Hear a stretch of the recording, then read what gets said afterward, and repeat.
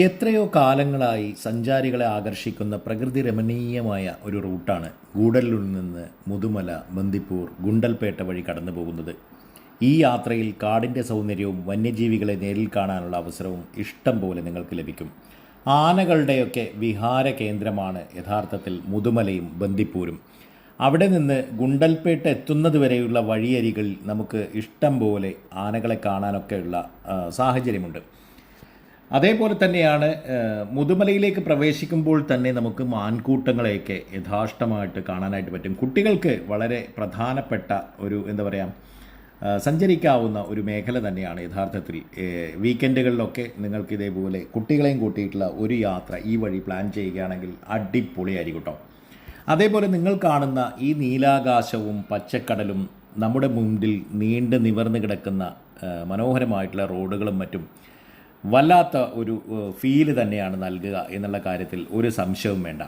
ഗൂഡല്ലൂരിൽ നിന്ന് ആരംഭിക്കുന്ന യാത്ര NH-181 ഹൈവേയിലൂടെയാണ് കടന്നു പോകുന്നത്. ഗൂഡല്ലൂരിൽ നിന്ന് ഏകദേശം 15 കിലോമീറ്റർ അകലെയുള്ള സൂചിപ്പാറ വ്യൂ പോയിൻറ്റും നമുക്ക് കാണാം. അതേപോലെ തന്നെ മുതുമലയിലേക്ക് നീങ്ങുമ്പോൾ കാടിൻ്റെ ഭംഗി നിങ്ങളെ അത്ഭുതപ്പെടുത്തും.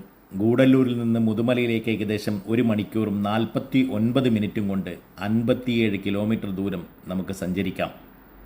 യാത്രയിൽ റോഡ് വന്യജീവി സങ്കേതത്തിലൂടെയാണ് കടന്നു പോകുന്നത്. ഈ വഴിയിൽ നിങ്ങൾ കാഴ്ചകളിൽ ലയിച്ചു പോകാൻ തന്നെയാണ് സാധ്യത. തീർച്ചയായിട്ടും ഈ പച്ചപ്പ് നിങ്ങളെ മറ്റൊരു ലോകത്തേക്ക് എത്തിക്കും എന്നുള്ള കാര്യത്തിൽ ഒരു സംശയവും വേണ്ട. മുതുമലയിലെ പ്രധാന ആകർഷണം എന്താണെന്ന് നോക്കുകയാണെങ്കിൽ അവിടുത്തെ കടുവാ സങ്കേതവും തെപ്പക്കാട് ആന ക്യാമ്പുമാണ് കേട്ടോ. ഇവിടെ സഫാരിക്ക് സൗകര്യമുണ്ട്. കൂടാതെ ആന ക്യാമ്പിൽ ആനകളെ കുളിപ്പിക്കുന്നതും തീറ്റ കൊടുക്കുന്നതുമൊക്കെ നേരിൽ കാണാൻ സാധിക്കും. മുതുമലയിൽ നിന്ന് കർണാടകയിലേക്ക് കടക്കുമ്പോൾ ബന്ദിപ്പൂർ നാഷണൽ പാർക്ക് എത്തുന്നു.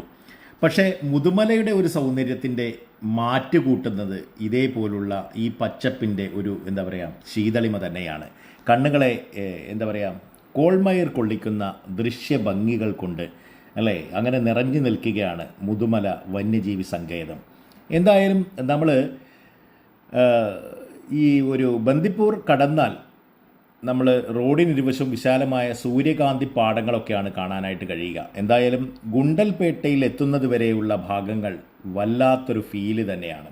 ഇഷ്ടം പോലെ പൂപ്പാടങ്ങൾ നമുക്ക് കാണാൻ പറ്റും. സൂര്യകാന്തിയും ചെണ്ടുമല്ലിപ്പൂക്കളുടെയും മനോഹരമായ താഴ്വര തന്നെയാണ് ഗുണ്ടൽപേട്ട എന്ന് നമുക്ക് പറയാം.